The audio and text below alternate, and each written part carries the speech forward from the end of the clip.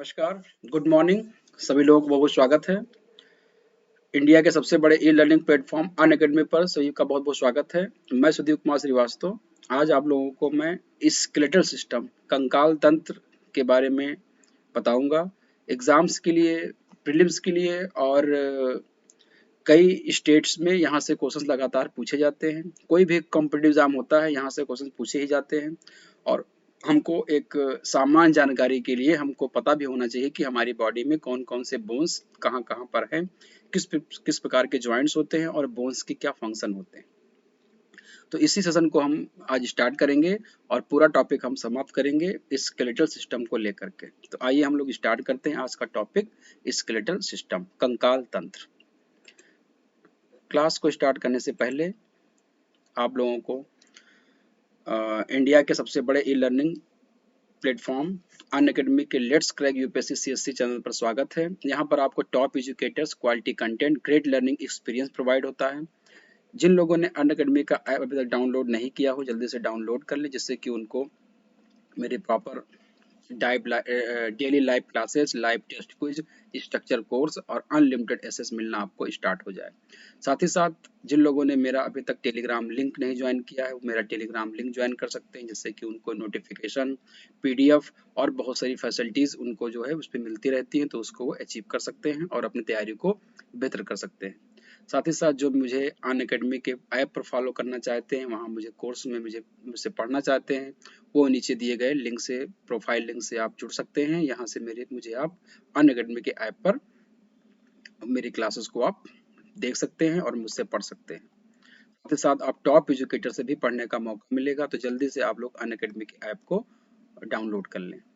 Unacademy के app पर बहुत अधिक, लगभग 15,519 से ज़्यादा जो है यूपीएससी सीएससी हिंदी के लिए कोर्सेस हैं, जैसे polity, governance, IR, geography, science tech, NCERT, history, optional courses, environmental and ecology courses, art and culture course, current affair, Indian economy, बहुत सारे कोर्सेज आपके यहाँ पर अवेलेबल हैं। इनके लिए हमारे पास दो तरह के कोर्सेज हैं सब्सक्रिप्शन, एक सब्सक्रिप्शन है, एक आइकॉनिक सब्सक्रिप्शन है। सब्सक्रिप्शन जो है 1 मंथ से लेकर के 3 साल तक का है। 1 मंथ की फीस जहाँ 9,000 रुपये है, वहीं 3 साल की फीस जो आपकी जो 90,000 रुपये है। 90,000 रुपीज़ में आप 3 साल तक यूपीएससी की तैयारी प्रॉपर कर सकते हो। जो बिगनर्स हैं, जो 2021-22 में एग्जाम देना चाहते हैं, उनके लिए बहुत ही बेहतरीन मौका है अनअकैडमी जुड़ने का। और 1 साल की जो फीस इसकी है 49,500 है। इस सब्सक्रिप्शन को अगर आप मेरे रेफरल कोड से सब्सक्राइब कराते हो तो आपको 10% का डिस्काउंट मिलेगा। जी हाँ, 10% का डिस्काउंट आपको मिलेगा। 10% डिस्काउंट से SS01 रेफरल कोड पे। जो फीस 49,500 की है, वो आपकी 44,550 की हो जाएगी।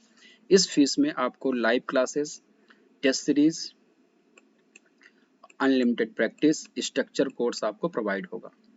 तो जल्दी से आप प्लस कोर्स को ले लें। वहीं पर अगर आइकॉनिक कोर्स की हम लोग बात करते हैं तो 3 पैकेज इसके हैं, एक 1 ईयर का, एक 2 ईयर का और एक 3 ईयर का। 1 ईयर का जो पैकेज है आइकॉनिक का, ये 69,000 रुपीज़ है और 24 मंथ का आपका 1,07,000 का है और 3 मंथ का 1,41,000 का है। इसको आप कर सकते हैं। ये जो आपका रेफरल कोड आप अगर SS01 आप यूज़ करते हैं तो आपको 10% का यहाँ पर डिस्काउंट मिलेगा। ये आपका 12 मंथ का जो मैं रेफरल कोड से अगर आप लेंगे तो ये 62,550 का आपका पड़ेगा और 2 साल का आपका ये 96,300 का पड़ेगा और 3 साल का आपका 1,26,000 का पड़ जाएगा मेरे रेफरल कोड के साथ। तो इसको आप जल्दी से ले सकते हैं। 1 मिनट।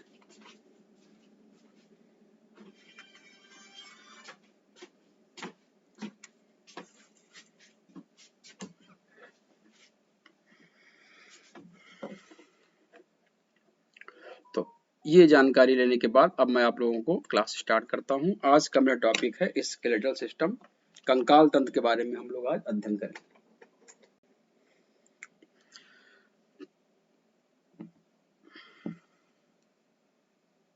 हम लोग आज स्केलेटल सिस्टम के बारे में डिस्कस करने वाले हैं, कंकाल तंत्र के बारे में।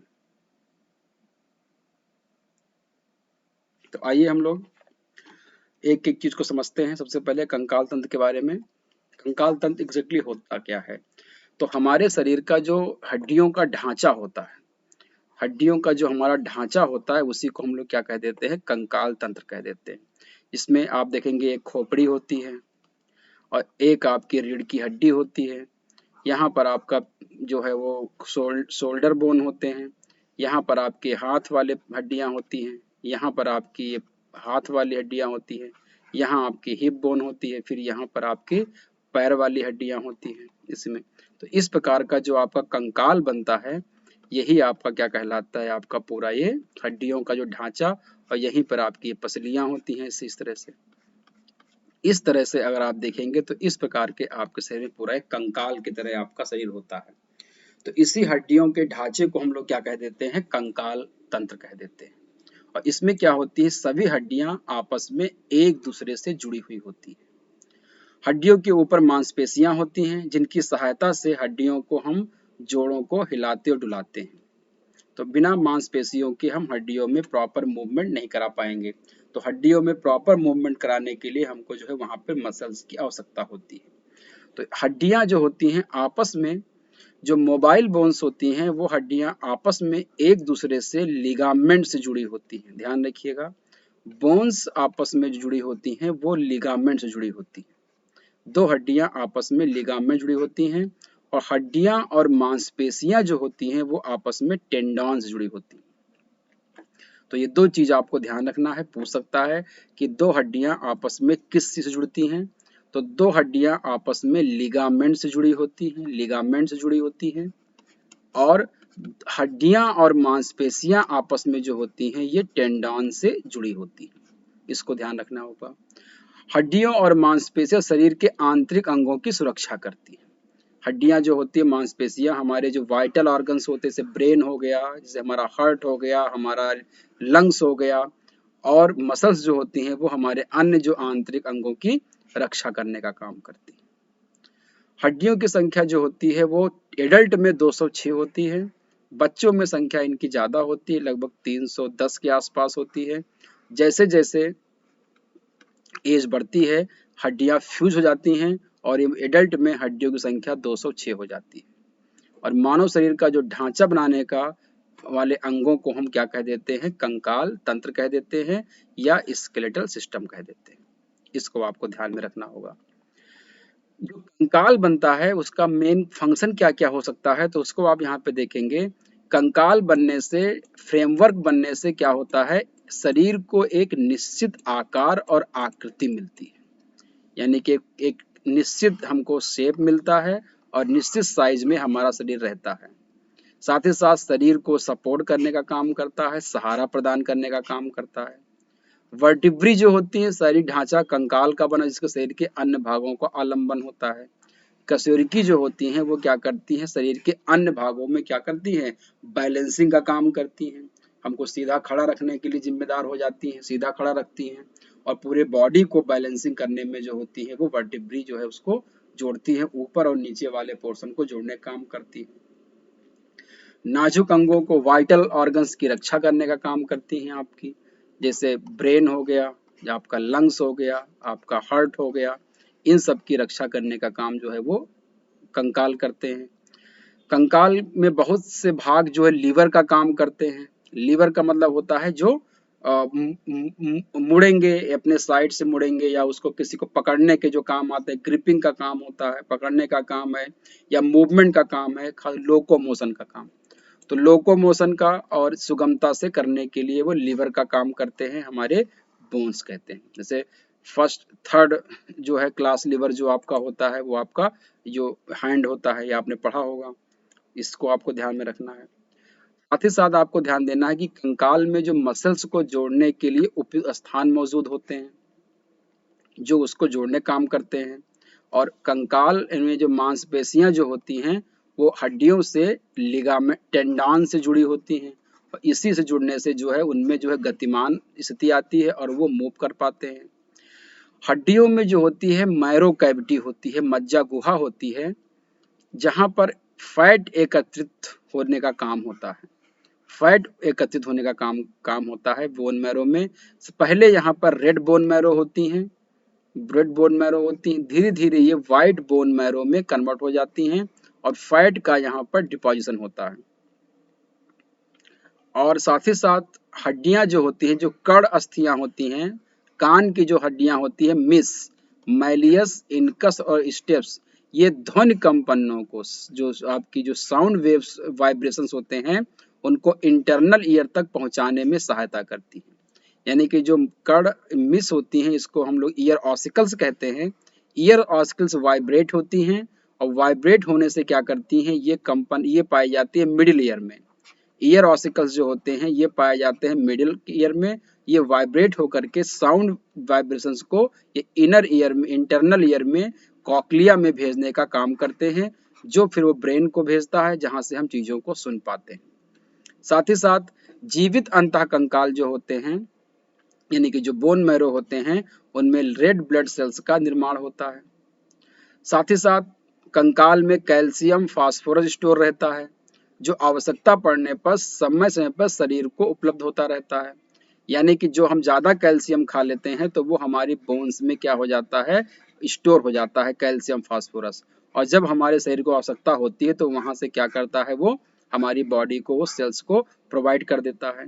तो एक प्रकार से फास्फोरस और कैल्शियम को संचित करने का काम भी कंकाल करता है। तो कंकाल के बहुत सारे काम हो जाते हैं, मांसपेशियों को जोड़ना, बोन मैरो में वसा का निर्माण करना, ब्लड का निर्माण करना, सुनने के लिए जो कान की जो 3 हड्डियां होती हैं, मैलियस, इनकस और स्टेप्स, ये वेव साउंड वाइब्रेशंस को इंटरनल ईयर में भेजती से सुनने का काम करते हैं।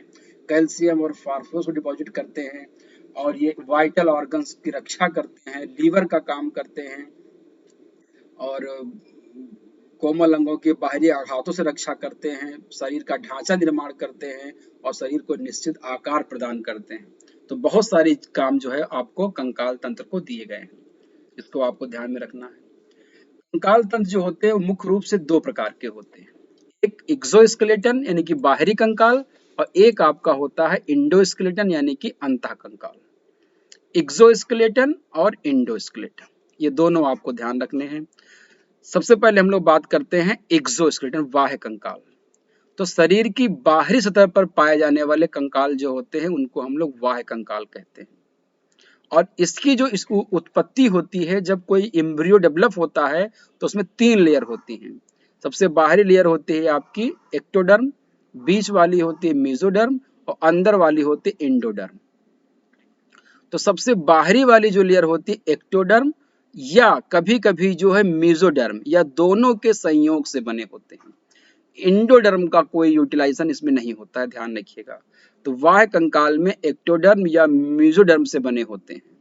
मुख्य रूप से जो त्वचा की जो एपिडर्मिस होती है, या जो स्किन होती है, ऊपर की जो चमड़ी होती है, वो बाह्य कंकाल के रूप में रूपांतरित हो जाती है। बाह्य कंकाल शरीर के आंतरिक अंगों की रक्षा करते हैं, और ये डेड होते हैं, ये ध्यान रखिएगा। ये हमारे शरीर के ऊपर की जो बाहरी जो परत होती है एपिडर्मिस की, ये हमारे अंदर के अंगों की या अंदर की जो चीजों की रक्षा करती है, और ये डेड होती है। जैसे एग्जाम्पल की बात करें, मछलियों में जो स्केल्स होती हैं, मछलियों में आप देखेंगे, ये आपकी मान लो फिश है, ये जो फिश होती है, इसमें जो स्केल्स ये लगे होते हैं, ऐसे इस तरह के ये स्केल्स लगे होते हैं, ये स्केल्स जो होते हैं इसके एक्सोस्केलेटन होते हैं, और उसकी जो है वो बाहर से अंदर की अंगों की रक्षा करते हैं। कछुआ जो होता है, कछुए का जो ऊपरी जो कछुए का जो ऊपरी ये खोल होता है, मोटा वाला, ये कछुए का जो ऊपरी खोल होता है, ये एक प्रकार का एक्सोस्केलेटन का काम करता है।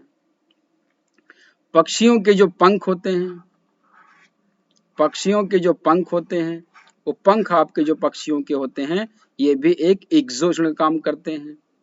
मैमल्स में जो हेयर्स होते हैं, जो बाल होते हैं, ये मैमल जो बाल होते हैं, ये भी एक प्रकार के एक्सोस्केलेटन के उदाहरण हैं, जो अत्यधिक सर्दी और गर्मी से क्या करते हैं, सुरक्षा प्रदान करते हैं।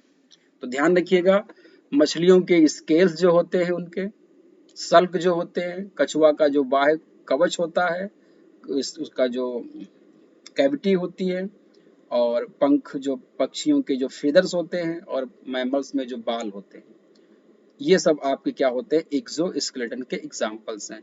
एम्फीबियंस में जो होते हैं वो एक्सोस्केलेटन का एग्जाम्पल ऐसा कोई बेहतरीन नहीं पाया जाता है। एप पक्षियों में हो गए, मछलियों में हो गया, एम्फीबियंस में हो गया, एप्स में हो गया और मैमल्स में हो गया। इसको आपको ध्यान में रखना है। एंडोस्केलेटन का मतलब होता है शरीर के अंदर जो कंकाल पाए जाएंगे वो अंतः कंकाल कहते हैं, और ये मीजोडर्म से बने होते हैं। बीच वाली परत जो होती है एम्ब्रियो की, उससे ये बनते हैं, मीजोडर्म से। तो इंडोडर्म का निर्माण यानी कि जो हमारी हड्डियां होती हैं, हमारे जो बोन्स होते हैं, ये सब किसके बने होते हैं? मीजोडर्मल ओरिजिन होते हैं। और अंतः कंकाल जो होते हैं सभी वर्टिब्री में पाए जाते हैं, जितने भी कशेरुक होते हैं, चाहे वो आपके पाइसेस हों, मछलियां हों, चाहे आपके एम्फीबियंस हों, चाहे आपके रेप्टाइल्स हों, चाहे एप्स हों या मैमल्स हों, सभी में जो है वो इंडोस्केलेटन पाया जाएगा। और इंडोस्केलेटन जो होता है ये मसल से ढका होता है, यानी कि अंदर एक ढांचा होगा, जैसे सांप हो गया, सांप के अंदर एक वर्टिब्री होगी, और ये क्या होगा, ये ऊपर से जो है क्या होगा, मसल से ढका होता है।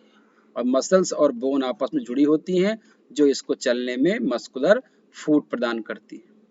तो इंडोस्केलेटन हमेशा मीजोडर्मल ओरिजिन होगा और सभी वर्टिब्रेट्स में पाया जाएगा, और मांसपेशियों से क्या होता है, ये ढका होता है। इसको आपको ध्यान रखना है। इसके बाद आपको ध्यान देना है, संरचनात्मक दृष्टि से अंतः कंकाल दो भागों से मिलकर बना होता है। स्ट्रक्चरली अगर देखा जाए तो आपका जो इंडोस्केलेटन होता है ये दो भागों से मिलकर के बना होता है।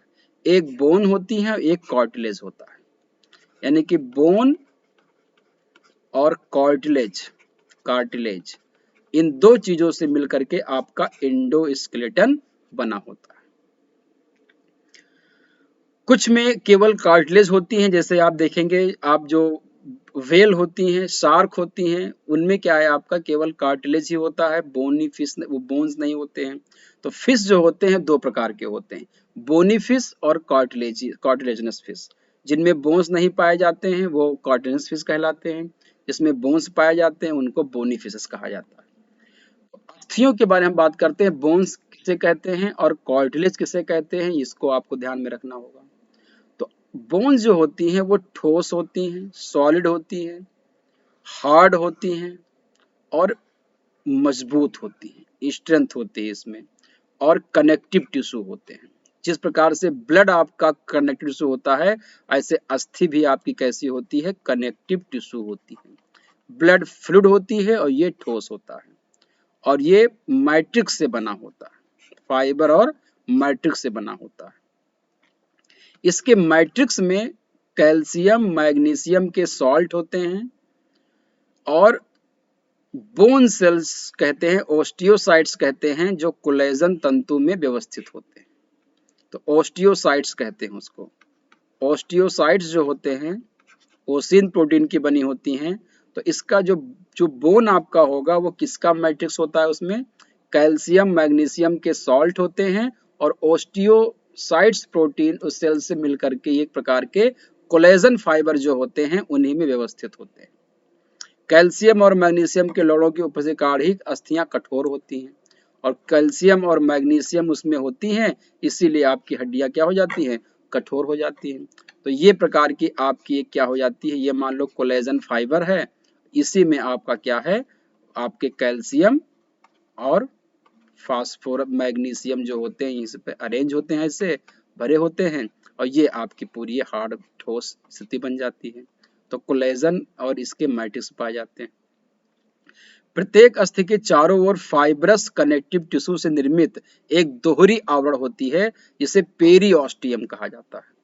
तो कोई भी हड्डी होगी, उसके दोनों चारों तरफ से एक लेयर होगी जो इसको प्रोटेक्ट करती है, वो क्या कहलाती है, पेरिओस्टियम। तो पेरिओस्टियम क्या होता है, ध्यान रखिएगा कि हड्डी के चारों ओर कनेक्टिव टिश्यू से बना हुआ एक खोल है या एक आवरण है, जिसको पेरिओस्टियम कहा जाता है। और इसी पेरिओस्टियम के द्वारा लिगामेंट, टेंडन तथा दूसरी मांसपेशियां जुड़ी होती है। अगर इसको बोन से जुड़ना है तो पेरिओस्टियम से लिगामेंट जुड़ा रहेगा, और अगर बोन से मसल्स को जुड़ना है तो टेंडन जो है जुड़ा रहेगा। यानी कि दो हड्डियां आपस में लिगामेंट से पेरिओस्टियम के स्थान से जुड़ी होती हैं, या मसल्स और बोन्स जो होते हैं तो बोन के पेरिओस्टियम से ही आपके टेंडन के द्वारा मसल्स जुड़ी होती हैं। इस चीज को आपको समझना होगा। जैसे मान लीजिए यहाँ पर ये आपका एक हड्डी है और ये आपकी दूसरी हड्डी है, तो इसमें क्या होगा, इसके चारों तरफ जो है पेरिओस्टियम होगा और इसी में क्या होगा, इसका पेरिओस्टियम होगा और यहाँ पर क्या होंगे, आपस में ये लिगामेंट से जुड़े होंगे, ये आपसे लिगामेंट में जुड़े होंगे और ये इनकी जो मांसपेशियां होंगी, मसल्स होंगी, ये मसल्स और जो है आपके बोन्स जो होंगे आपस में यहाँ पर ये टेंडन से कनेक्ट होंगे। इसको आपको ध्यान रखना होगा।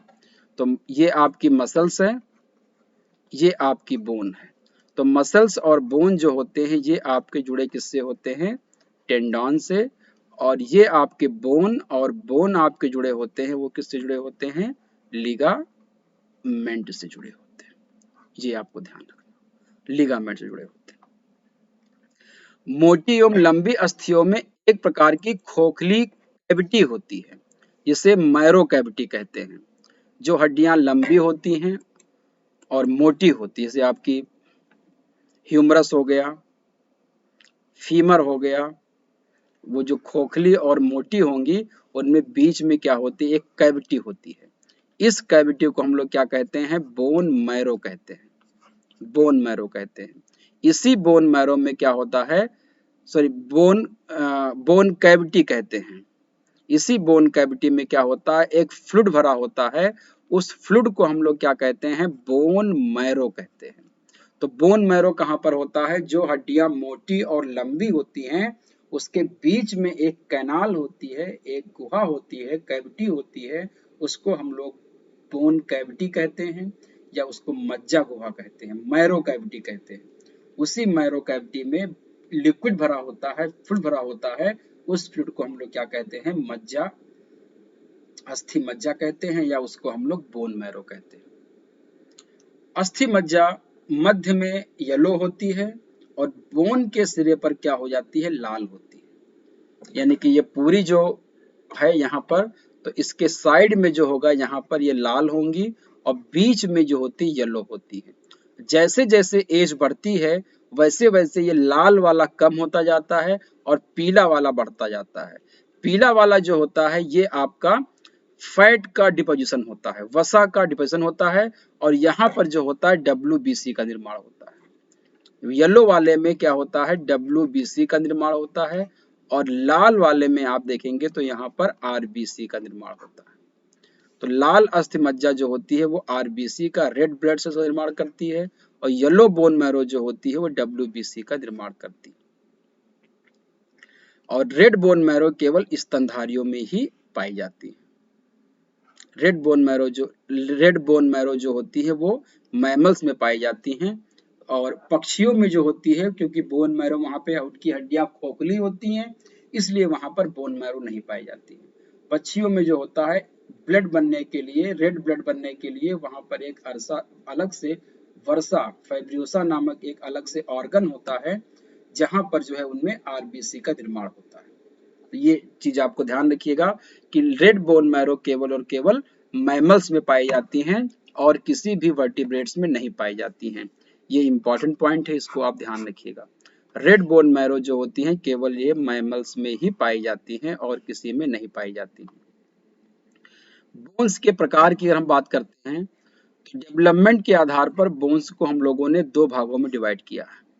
डेवलपमेंट के आधार पर, वहां पर क्या थी, वो संरचना के आधार पर थी। एक होते इन्वेस्टिज बोन, एक होती है कार्टिलेज बोन। इन्वेस्टिंग बोन जो होती है, इन्वेस्टिंग बोन को हम लोग कलाजात अस्थियां कहते हैं। ये अस्थियां जो होती हैं त्वचा के नीचे कनेक्टिव टिश्यू की झिल्लियों से निर्मित होती हैं। जो कि झिल्लियों से निर्मित हुई हैं इसीलिए इसको हम लोग क्या कह देते हैं, मेम्ब्रेन बोन कह देते हैं। इनको हम क्या कह देते हैं, मेम्ब्रेन बोन भी कह देते हैं। तो मेम्ब्रेन बोन कहिए, कलाजात यानी कला मतलब क्या, मेम्ब्रेन होती है, और इन्वेस्टिंग बोन कहते हैं। जैसे आपकी स्कल की सभी जो फ्लैट बोन्स होती हैं, हमारी खोपड़ी में जो सभी फ्लैट बोन्स हैं, ये जो 8 होती हैं, ये आपकी और ये जो 22 जो बोन होती हैं, ये सब फ्लैट बोन जो होती हैं, ये सब कला जात बोन होती हैं, यानी कि मेम्ब्रेन बोन होती है, यानी कि ये त्वचा के नीचे कनेक्टिव टिश्यू की मेम्ब्रेन से निर्मित हुई होती है। दूसरी आपकी होती है कार्टिलेज बोन। ये अस्थियां सदैव भ्रूण की उपास्थि को नष्ट करके उन्हीं के स्थानों पर बनती हैं। तो ये सदैव एम्ब्रियोनिक स्टेज में जो उपास्थि को खत्म करके उन्हीं के स्थानों पर ये हड्डियां बन जाती हैं। इसीलिए इन्हें रिप्लेसिंग बोन भी कहा जाता है, क्योंकि उपास्थियों को नष्ट करके क्या करती हैं, ये हड्डियों का निर्माण कर लेती हैं। तो उपास्थियों को नष्ट करके अगर इनका निर्माण कर लिया है, तो इनको उपास्थियों के स्थान पे इनका निर्माण किया गया है, तो ये क्या कहलाती है, रिप्लेसिंग बोन कहलाती हैं। जैसे आपकी जो रीढ़ की हड्डियां जो होती हैं, वो सभी आपकी कार्टिलेज बोन होती हैं, वर्टिब्रल कॉलम जो इतनी भी होती हैं। पैरों की अस्थियां जो होती हैं, ये सभी आपकी कैसी होती है, उपास्थिजात अस्थियां होती हैं, बोन्स होती हैं, लेकिन ये कार्टिलेज बोन के नाम से जानी जाती हैं, क्योंकि एम्ब्रियोनिक स्टेज में ही ये उपास्थियों को नष्ट करके इनको बनाया गया है। इसको आपको ध्यान में रखना है। ये हो गई बोन्स के बारे में। अब बात हम लोग करते हैं उपास्थियों के बारे में, यानी कि कार्टिलेज के बारे में। तो जहां पर हड्डियां कठोर हुआ करती थी, आपने देखा था यहाँ पर हड्डियां कठोर थी, ठोस थी, मजबूत थी, और उनका जो कनेक्टिव टिश्यू की थी, और उनके मैट्रिक्स में कैल्शियम, मैग्नीशियम और ऑस्टियोसाइट्स सेल्स थी जो कोलेजन फाइबर में व्यवस्थित थी। यही अंतर आपको यहाँ पर दिखाई देगा आपके उपास्थियों में। उपास्थियां जो होती हैं, अगर हम देखें तो एक सिमिलरिटी ये होती है उपास्थि अवस्थी में कि एक प्रकार की ये कनेक्टिव टिश्यू होती है। ये आप मान के चलिएगा, ये एक प्रकार की क्या होती है, कनेक्टिव टिश्यू होती है। दूसरी चीज आपको ध्यान देना है कि ये आपकी जो होती है वो कैसी होती है, अर्ध ठोस होती है। ये कैसी होती हैं, अर्ध ठोस होती हैं, यानी कि सेमी सॉलिड होती है। वो कैसी थी, ठोस थी। ये ट्रांसपेरेंट होती हैं, लचीली होती हैं, और इनका जो मैट्रिक्स होता है वो ग्लाइकोप्रोटीन से बना होता है। वहां पे मैट्रिक्स का बना था, कैल्शियम और मैग्नीशियम के सॉल्ट का बना था। उपास्थियों का जो आपका मैट्रिक्स है, ये ग्लाइकोप्रोटीन का बना होता है। और उपास्थि का जो मैट्रिक्स थोड़ा सा क्या हो जाता है, वो कड़ा होता है, हार्ड होता है। और इनके मैट्रिक्स के बीच में रिक्त स्थान में छोटी छोटी पाउच होते हैं, जिसे लैकुनी कहते हैं। ये भी पूछा गया क्वेश्चन है कि लैकुनी कहाँ पाया जाता है। तो लैकुनी एक तरल पदार्थ होता है जो कुछ जीवित कोशिकाओं में भी पाए जाते हैं, जैसे कॉन्ड्रियोसाइट्स में, वहां भी पाए जाते हैं। और ये जो मैट्रिक्स होता है, इलास्टिन तंतु और कोलेजन पाए जाते हैं। इस मैट्रिक्स में इलास्टिन फाइबर पाए जाते हैं और कोलेजन पाए जाते हैं। और उपास्थि के चारों ओर झिल्ली होती है जिसका नाम है पेरिकॉन्ड्रियम मेम्ब्रेन कहते हैं। वहां पे क्या नाम था, पेरीऑस्टियम मेम्ब्रेन था। आपने देखा होगा यहाँ पर पेरीऑस्टियम था। इसके चारों तरफ झिल्ली थी, वो पेरीऑस्टियम थी, और यहाँ पर क्या है, पेरिकॉन्ड्रियम झिल्ली है।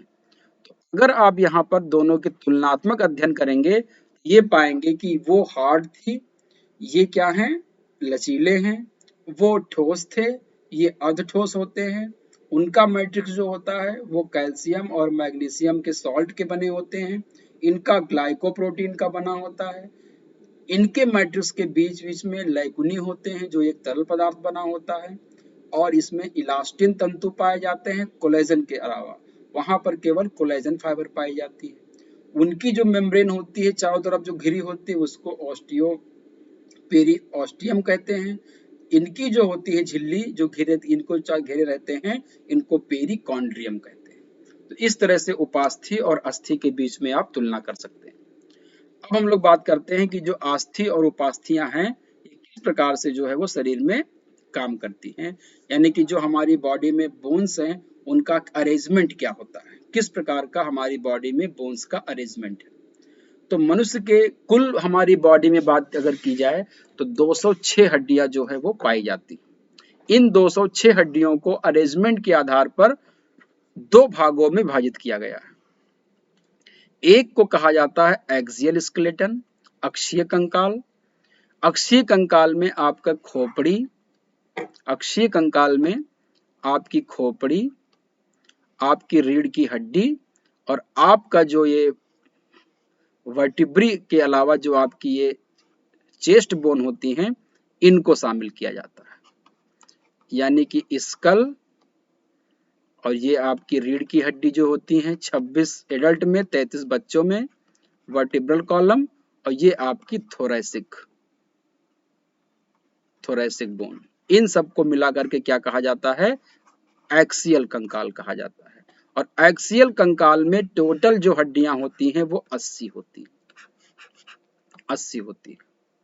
और दूसरी जो होती है जो कहलाती है एपेंडिकुलर, इसमें आपकी ये दो दो इधर आपकी ये आपकी हो जाती हैं शोल्डर बोन हो जाती हैं, ये आपकी ह्यूमरस, ये आपका रेडियस अल्ना, यहाँ पर आपकी ये वाली हड्डियां 8, इसके बाद ये आपकी ये वाली और फिर ये आपकी उंगलियां, इस तरह का हाथ की।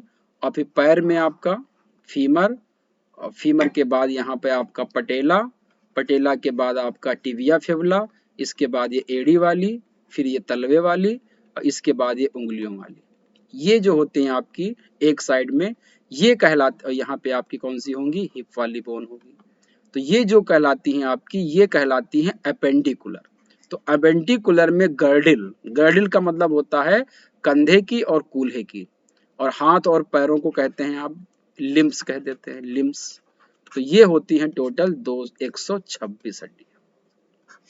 तो आप देखेंगे एक्सियल में 180 और एपेंडिकुलर में 126, तो टोटल कितने हो गए? 206 हड्डियां हो जाती है टोटल। तो खोपड़ी एक्सियल को और हम लोग एपेंडिकुलर को अलग अलग इसको हम लोग देखेंगे। पहले हम यहाँ पर देखते हैं कि एक्सियल स्केलेटन में बोन्स जो है वो कौन कौन सी होती हैं, इसमें क्या शामिल करते हैं। तो एक्सियल स्केलेटन जो होता है शरीर का मुख्य अक्ष, मेन एक्सिस बनाने वाले कंकाल को क्या कहते हैं? एक्सीय कंकाल कहते हैं, जो पूरा एक्सिस बनाता है। और एक्सिस आपका हमेशा क्या होगा? ये सीधा होना चाहिए।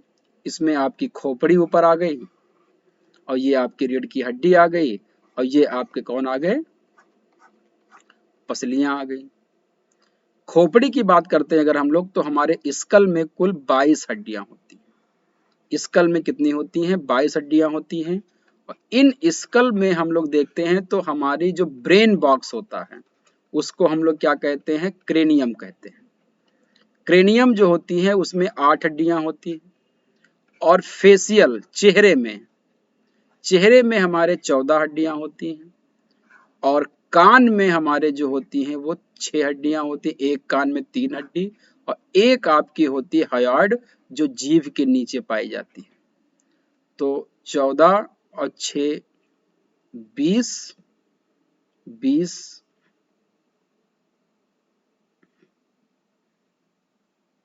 एक मिनट, खोपड़ी में 22 होती, 8 6 14 28 29 होती है, सॉरी 29 हड्डियां हो जाएंगी। खोपड़ी में केवल कितनी हो जाएगी? 29 हड्डियां हो जाती हैं। खोपड़ी में 29 हड्डियां हो जाती हैं। या इसमें से अगर हम फेसियल और क्रेनियम की बात करेंगे तो कितनी हो जाएंगी? 22 हो जाएंगी, अगर हम कान की और इसकी हटा देते हैं तो। लेकिन हम इन सबको शामिल कर लेते हैं तो खोपड़ी में हम 29 हड्डियों की बात करते हैं। इसमें 8 हड्डियां जो होती है मस्तिष्क के आवरण का काम करती हैं, जिनको हम लोग क्या कहते हैं? क्रेनियम कहते हैं।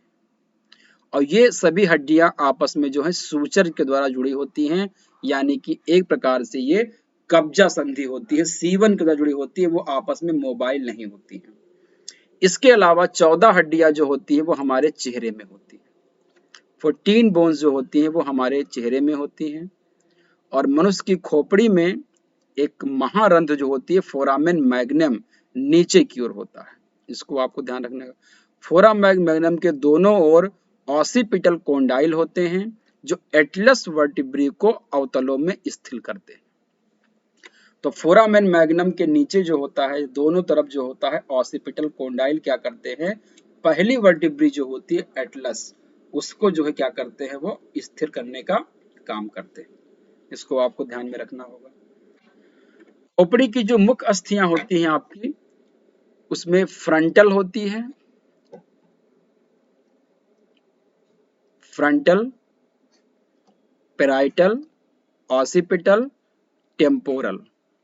ये आपकी जो ब्रेन बॉक्स होता है उसमें जो 8 हड्डियां होती थी, एक आपका फ्रंटल होता है, एक आपका पैराइटल होता है, और फ्रंटल, दो आपके ऑसिपिटल होते हैं, दो आपके टेम्पोरल होते हैं, दो दो चार, दो दो चार, एक पाँच, एक छः, एक आपका होता है इथमॉइड बोन, और एक आपका होता है जो ये आपका हो गया फ्रंटल हो गया, पैराइटल हो गया, ऑसिपिटल हो गया, आपका टेम्पोरल हो गया, इथमॉइड हो गया। ये आपकी जो बोन्स होती हैं ये क्या कहलाती हैं? ब्रेन के क्रेनियम के बोन कहलाते हैं। क्रेनियम कैविटी जो होती है आपकी मस्तिष्क का जो आड़ होता है, स्फेनॉइड, स्फेनॉइड है ना। तो sphenoid, ethmoid, temporal, occipital, frontal और पैराइटल। इसके बाद आप देखेंगे जो फेस में होती है वो आपकी मोलर, मैग्जिला, डेंटरी और नेजल। ये सब आपके जो है वो चेहरे पे जो 14 होती है उनमें से इनका ध्यान दिया गया है। कान में जो हड्डियां होती हैं, ईयर में एक कान में 3 हड्डियां होती हैं। वो जो कान की जो हड्डियां होती हैं उनका क्रम याद रखिएगा, MIS, मिस, मैलियस, ये मिडिल ईयर में पाई जाने हड्डियां होती हैं, इनकस और स्टेपीज। स्टेपीज जो होती है ये हमारे शरीर की सबसे छोटी हड्डी होती है, और जिस मसल से ये जुड़ी होती है उस मसल को कहा जाता है स्टिपिडियस। स्टिपिडियस जो है हमारी बॉडी की सबसे छोटी मसल्स होती है, और स्टेप्स जो होती है, ये स्टिपीज जो होती है ये हमारी बॉडी की सबसे छोटी हड्डी होती है। इसको आपको ध्यान में रखना है। इसके बाद आपको ध्यान देना है कि वर्टिब्रल कॉलम जो होते हैं आपके, रीढ़ की जो हड्डी होती है, रीढ़ की हड्डी में एडल्ट में 26 हड्डियां होती हैं और बच्चों में 33 हड्डियां होती हैं।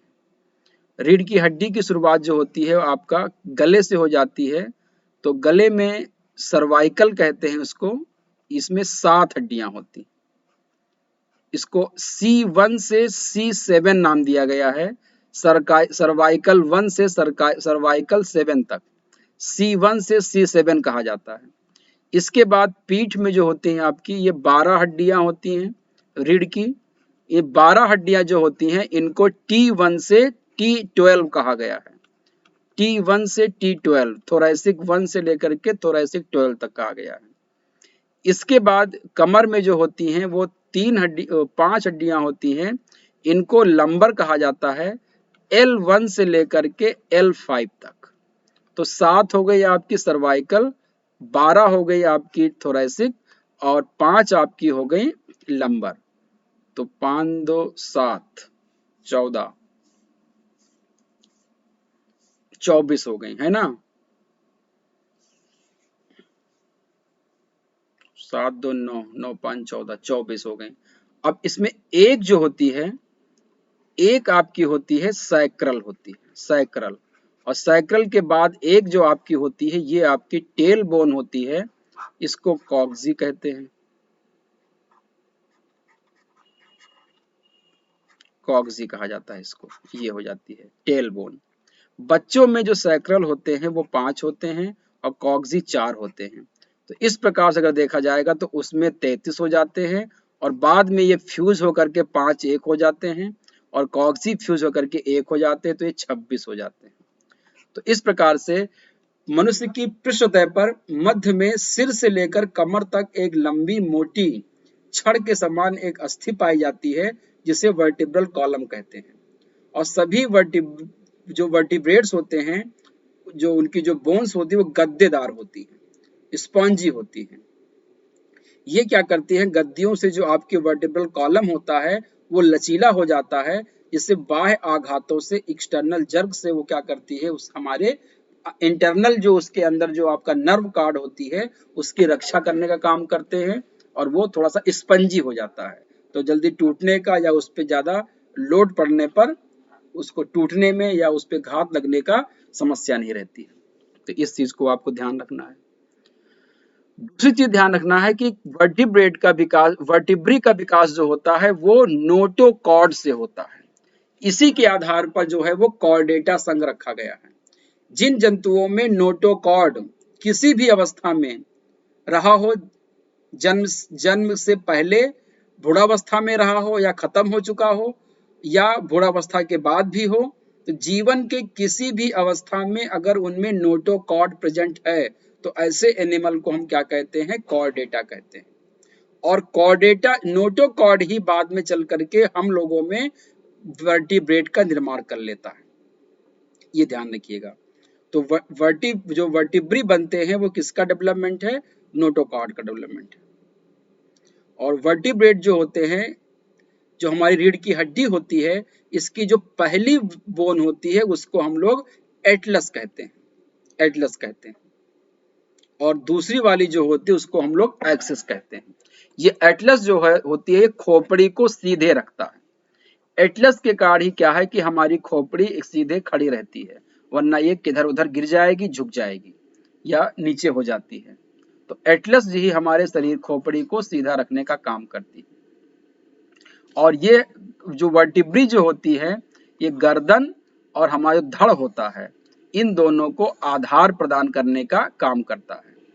इस प्रकार एक मनुष्य को खड़े होकर चलने, खड़े होने आदि में मदद करने का काम जो है आपकी एटलस और रीढ़ की हड्डियां ही करती है।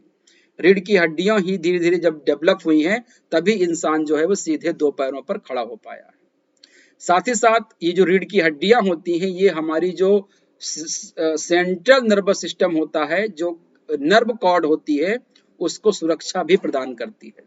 तो नर्व कॉर्ड को सुरक्षा प्रदान करने का भी काम करती है आपकी वर्टिब्री। और वर्टिब्री जो होती है गर्दन धड़ को लचक प्रदान करती है, फ्लेक्सिबल बनाती है, जिससे मनुष्य किसी भी दिशा में अपनी गर्दन और धड़ को मोड़ने में सफल होता है। इसमें भी आपका रीढ़ की हड्डी जो है काफी मतलब पूरी तरह से, इसी के वजह से हम अपने गर्दन को हिला डुला सकते हैं, वर्टिब्री के कारण ही फ्लेक्सिबल हो जाती है।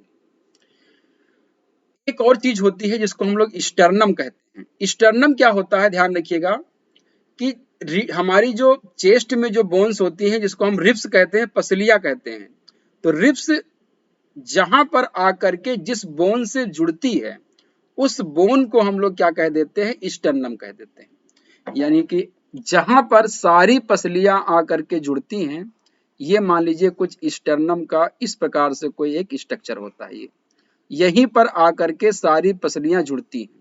तो जहां पर पसलियां आकर के जुड़ रही हैं, रिब्स आकर के जुड़ती हैं, उस बोन को क्या कहा जाता है, स्टर्नम कहा जाता है।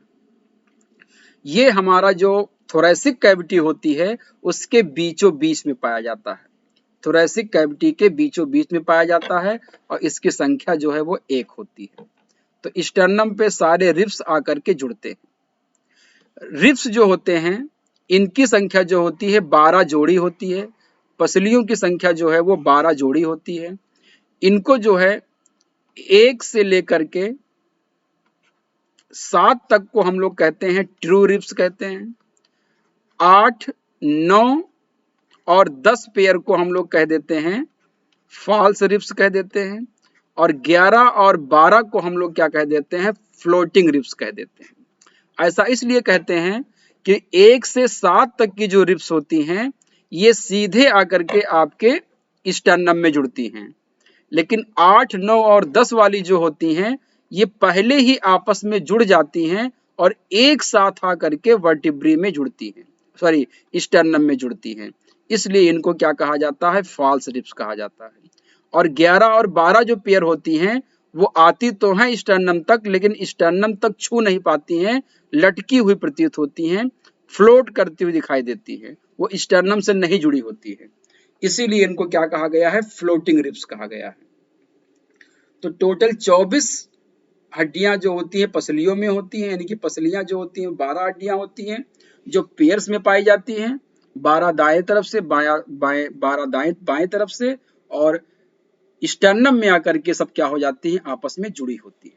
इसको आपको ध्यान में रखना है। दूसरी चीज जो आपको ध्यान देना है वो आपका हो गया एपेंडिकुलर स्केलेटन। एपेंडिकुलर जो होता है, इसके अंतर्गत आपकी मेखलाएं यानी कि गर्डिल आती हैं और हाथ पैर की अस्थियां आती हैं। मेखलाओं में आपका मनुष्य में जो फोर लिम्स और हाइंड लिम्स जो होता है, ये अक्षीय कंकाल पर साधने के लिए दो चाप पाए जाते हैं जिन्हें मेखला कहते हैं। यानी कि ये समझ लीजिए कि हमारा जो एक्सिस है, एक्सियल स्केलेटल है, उसको साधने के लिए दो आर्क होने चाहिए, जिससे क्या होगा कि हम जो है उसको सीधे खड़े हो सकें या उसको हम प्रॉपर बैलेंस कर सकें। उसके लिए एक आर्क होता है, उसी को हम क्या कह देते हैं, मेखला कह देते हैं। कुल मिलाकर के आपको ध्यान रखना है कि मेखला ही क्या करती है, हमारे हाथ और पैरों को हमारे जो एक्सेस रिडन है उनसे जोड़ने का काम करती है। अग्रपाद जो हमारे होते हैं, यानी कि हमारे फोर लिम्स होते हैं, वो हमारे एक्सिस से जो होता है, एक्सियल स्केलेटल से पेक्टोरल गर्डल से जुड़ा होता है, जिसको हम अंश मेखला कहते हैं। तो अंश मेखला जो होती है वो हमारी जो कंधे की जो हड्डियां होती हैं उनको हम क्या कहते हैं, अंश मेखला कहते हैं। और हमारे जो फोर लिम्स जो होती हैं, पैरों की जो हड्डियां होती हैं, वो जो हमारे वर्टिब्रिस जोड़ने का काम करता है, उसको हम क्या कहते हैं, पेल्विक गर्डल कहते हैं। तो जो अंश मेखला होती है वो हमारे फोर हाइंड लिम्ब से ह्यूमरस से जुड़ी होती है, यानी कि पेक्टोरल गर्डिल और ह्यूमरस आपस में जुड़े होते हैं, और पेल्विक गर्डिल और फीमर आपस में जुड़े होते हैं। और ये अस्थियां गुहाओं में कैविटी में व्यवस्थित होती हैं। उस कैविटी को एसिटाबुलम कहा जाता है, यानी कि वो वहां पर फिट होती है, एक सॉकेट होता है, एक कैविटी में ये फिट होती है। उस कैविटी को क्या कहा जाता है, एसिटाबुलम कहा जाता है। जैसे बॉल और सॉकेट होता है, जिस प्रकार से एक सॉकेट में एक बॉल फिट हो जाती है, फिर आप घुमाते हैं सॉकेट को तो पूरा घूम जाता है, ऐसे ही एसिटाबुलम होता है जो क्या करेगा कि वो पूरे वन आप देखेंगे इसको तो 36 डिग्री एंगल पर क्या करता है, 360 डिग्री एंगल पे इसको आप घुमा सकते हैं। इसको आप ध्यान देंगे, एक तो ये हो जाता है। दूसरा आपका है जो bone of pelvic girdle and legs, श्रोण मेखला और पैर की हड्डियों की हम बात करते हैं, तो मनुष्य की जो श्रोण मेखला होती है यानी कि पेल्विक गर्डल होती है, ये 3 प्रकार की अस्थियों से मिलकर के बनी होती है। यानी एक पेल्विक गर्डल में 3 प्रकार की हड्डियों का संयोजन होता है, इलियम, इस्चियम और प्यूबिस। ये ध्यान रखिएगा, ये 3 हड्डियां मिल करके जो है वो कूल्हे की हड्डियां बनाती है, हिप बोन बनाती है, यानी कि पेक्टोरल गर्डल बनाती है। तो ये भी एग्जाम में पूछा गया है कि श्रोण मेखला में कौन कौन सी हड्डियां होती हैं, तो इलियम, इस्चियम और प्यूबिस मिलकर के जो है ये पेक्टोरल गर्डल का निर्माण करती है। एडल्ट में ये तीनों हड्डियां आपस में जुड़ जाती हैं और आपको ये नहीं देख पाएंगे कि ये अलग अलग 3 हैं, तीनों फ्यूज होकर के एक ही हड्डी होती है। लेकिन एम्ब्रियोनिक स्टेज में जो होता है ये तीनों हड्डियां अलग अलग होती हैं। तो जब आप किसी एडल्ट की तीनों हड्डियों को आप देखेंगे तो आप महसूस नहीं कर पाओगे कि ये अलग अलग 3 हड्डियां हैं, वो एक ही हड्डी आपको दिखाई देगी। इसमें जो प्यूबिस होती है वो बेसमेंट पे होती है, और इलियम जो होती है आगे की ओर, सैक्रम जो होता है वहां से इलियम के पृष्ठ तक तली की ओर, और इस्चियम से जुड़ी हुई होती है। इलियम, इस्चियम और प्यूबिस के ज्वाइंट स्थल पर एक गड्ढा होता है जिसे एसिटाबुलम कहते हैं, जैसे आपका मैंने अभी बताया था जहां पे दोनों जुड़ेंगे। और उसी एसिटाबुलम एक कैविटी होती है जिसको हम सॉकेट कह सकते हैं। उसी सॉकेट में आपकी जो अस्थि होती है फीमर, वो फीमर वहीं पे सेट होती है। और पेक्टोरल गर्डल पैरों की हड्डियों को अपने से जोड़ने के लिए वहां पर एक ज्वाइंट स्थान प्रदान करता है, और इस प्रकार से वो अंतरांगों को सुरक्षा देने का कार्य करता है। इसको आपको ध्यान देना है। मनुष्य के पैर में फीमर, विया फिबुला, टॉर्सल्स और मेटाटार्सल्स अस्थियां पाई जाती हैं। इनमें टिबियो फिबुला जो है वो फ्री होती हैं, यानी कि ये अलग अलग होती है। तो सबसे पहले यहाँ पर आपकी क्या होगी, हिप बोन होती है, फिर यहाँ पर आपकी फीमर होगी, फीमर और टिबिया फिबुला के बीच में पटेला होता है, जिसको घुटने की हड्डी या नी बोन कहते हैं, गोल अस्थियां होती हैं। उसके बाद आपका यहाँ पर टिबिया और फिबुला होता है। इसके बाद यहाँ पर 7 हड्डियां होती हैं जिनको हम लोग टार्सल कहते हैं। उसके बाद यहाँ पर आपकी जो है मेटाटार्सल्स होती हैं, जो उंगलियों की उसकी होती हैं आपकी तलवे की, और फिर पांचों जो उंगलियों की जो है चार पांच हड्डियां, और अंगूठे में 3 हड्डियां। इस प्रकार से आपका पूरे एक पैर में अगर बात किया जाए तो यहाँ पर 30 हड्डियां हो जाती हैं। दोनों पैर में आपकी हो जाएंगी 60 हड्डियां हो जाती हैं। तो जोड़ों पर मनुष्य का पैर केवल एक और ही मुड़ सकता है, पूरा नहीं मुड़ सकता है पटेला की वजह से। केवल आप पीछे की तरफ मोड़ सकते हैं, आगे की तरफ आप घुटने को नहीं मोड़ सकते हैं। टार्सल में से एक बड़ी होती है जो एड़ी बनाती है, बाकी टार्सल छोटी होती हैं। तलवे की हड्डियों को हम लोग मेटाटार्सल कहते हैं, और अंगूठे में 2 हड्डियां होती हैं। अन्य उंगलियों में 3-3 हड्डियां होती हैं, जिनको हम लोग फाइलेंजेस कहते हैं। जिनको हम लोग क्या कहते हैं? फाइलेंजेस कहते हैं।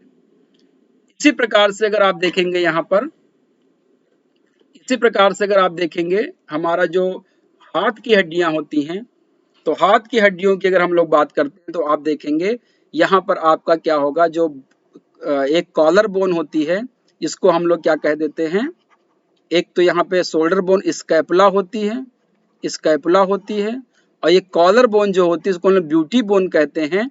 ये आपकी क्या होती है? क्लेविका होती है, क्लेविका।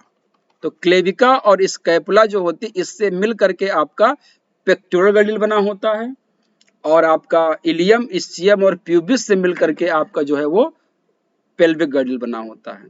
फिर यहाँ पर आपका ह्यूमरस होता है। ह्यूमरस से आपका यहाँ पर 2 हड्डियां होती हैं, रेडियस और अल्ना, और फिर यहाँ पर 8 हड्डियां होती हैं आपकी कलाई में, जिनको कार्पेल कहते हैं। फिर आपके हथेली में 5 हड्डियां होती हैं, जिनको हम लोग मेटाकार्पेल कहते हैं। मेटाकार्पल में उंगलियों में 5-5 हड्डियां होती हैं, सॉरी, उंगलियों में 3-3 हड्डियां होती हैं, और आपका जो अंगूठे में 2 हड्डियां होती हैं, इनको हम लोग फाइलेंजेस कहते हैं। इस प्रकार अगर आप देखेंगे तो यहाँ पर भी आपको 30 हड्डियां दिखाई देती हैं। यानी एक हाथ में 30 हड्डियां, 2 हाथ में आपकी कितनी हो जाएंगी? 60 हड्डियां, और दोनों तरफ के कंधे में 2-2 हड्डियां, यानी कि 4 हड्डियां। यानी कि आपके एक हाथ में कंधे मिला करके 64 बोन्स होते हैं। वहीं पर अगर हम पैर की बात करते हैं तो एक पैर में 30 हड्डियां, तो दोनों में हो जाएंगी आपकी 60 हड्डियां, और हिप में एक होती है, तो 62 होती है। यानी कि हाथों को अगर हम कंधे को मिला करके 64 बोन्स होती हैं, और पैरों में कूल्हे को मिला करके आपकी 62 बोन्स होती है। इस प्रकार से हम लोगों ने यहाँ पर ये देख पाए कि 80 हड्डियां हमारी स्कल में थी, और 4 बोन हमारे कंधे में थे, 2 हमारे कूल्हे में थे, और 60 बोन हमारी पैरों में थी, और 60 बोन हमारे कहाँ पर थी? हाथ में थी। कुल मिलाकर के संख्या कितनी हो गई? 206 हड्डियां हमारे शरीर में हो जाती है। टोटल जो है वो 206 बोन्स हमारे शरीर में पाई जाती है। इसको आपने देखा।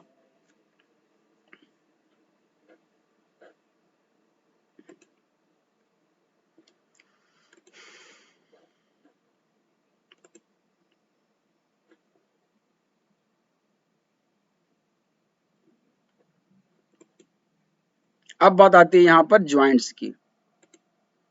अगर हम ज्वाइंट्स की बात करते हैं तो कंकाल में जहां जहां पर अस्थियां मिलकर हिलजुल सकती है, मूवमेंट हो सकता है, वहां पर ज्वाइंट्स पाए जाते हैं। उसी को हम लोग ज्वाइंट्स कहते हैं।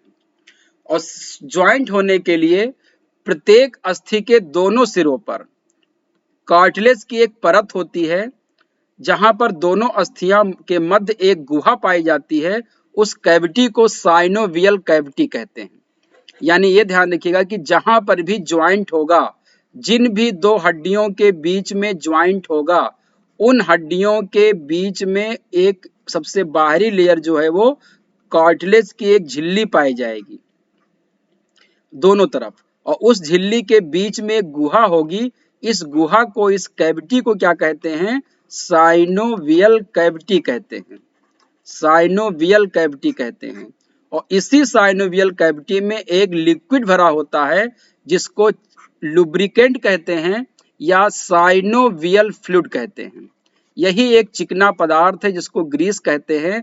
इसी की वजह से क्या हो जाता है, फ्लेक्सिबिलिटी होती है और साइनोवियल कैविटी को एक प्रकार से ये मेम्ब्रेन का काम करता है। लिगामेंट के द्वारा दोनों हड्डियां यहाँ पर जुड़ी होती हैं और अस्थियों को मोड़ने में ये मेम्ब्रेन क्या करता है, सहायता प्रदान करता है और चिकनाहट प्रदान करता है, जिससे हड्डियां जब घिसती है आपस में, जब मुड़ती हैं तो एक घिसने पर वो आपस में वो उसमें घिसाव नहीं होगा चिकनाहट की वजह से। अगर ये कम हो जाएगा या खत्म हो जाएगा तो वहां पर जब मुड़ेंगी हड्डियां तो दोनों हड्डियां जब आपस में घिसेंगी तो वहां पर दर्द होगा और वो छिल भी सकता है, जिससे कि काफी ज्यादा पेन होता है।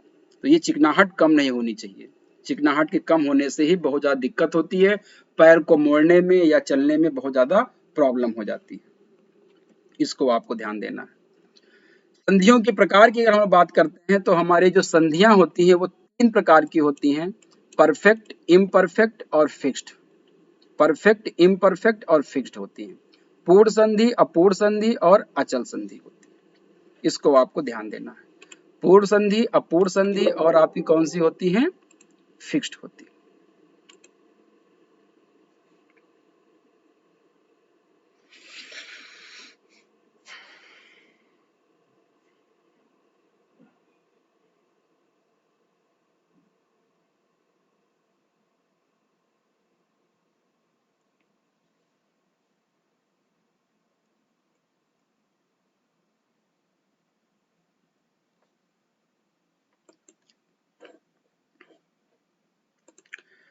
पूर्ण संधियां जो होती है, परफेक्ट संधियां जो होती हैं, जिनमें संधि बनाने वाली अस्थियों को विभिन्न दिशा में घुमाया जा सकता है तथा उनकी गति को, उनमें गति होती है, जिनमें कंप्लीट मोशन हो सकता है, गति हो सकती है और उनको हम घुमा सकें, उनको हम लोग क्या कह देते हैं,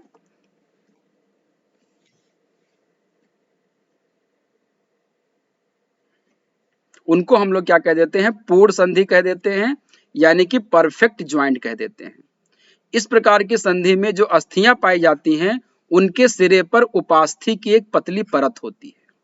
उनके उपास्थि की एक पतली परत होनी चाहिए और ये जो होती हैं अस्थियां जोड़ों में लिगामेंट से जो होती हैं आपस में जुड़ी होती है, एक दूसरे से लिगामेंट से आपस में जुड़ी होती है। पूर्ण संधियां जो होती हैं वो कई प्रकार की होती है। इसमें 5 प्रकार के मेन हैं। एक आपका है बॉल एंड सॉकेट, दूसरा आपका है हिंज, तीसरा आपका है पिवेट, चौथा आपका है ग्लाइडिंग और पांचवा आपका कौन सा है, सैडल ज्वाइंट। तो ये 5 प्रकार के ज्वाइंट्स आपको ध्यान रखने हैं। इसमें जो नई चीज जो है वो मैं आपको अगले क्लास में बताऊंगा कि ये ज्वाइंट्स कौन कौन से होते हैं। आज हम लोग यहीं पे इसको समाप्त करते हैं। आज इतना ही। कल हम लोग जब मिलेंगे तो इसको आगे कंटिन्यू करेंगे। तब तक के लिए नमस्कार, धन्यवाद। नए वीडियो में हम लोग इसके आगे को समझेंगे और उसको करेंगे। तो सभी लोगों का बहुत बहुत धन्यवाद।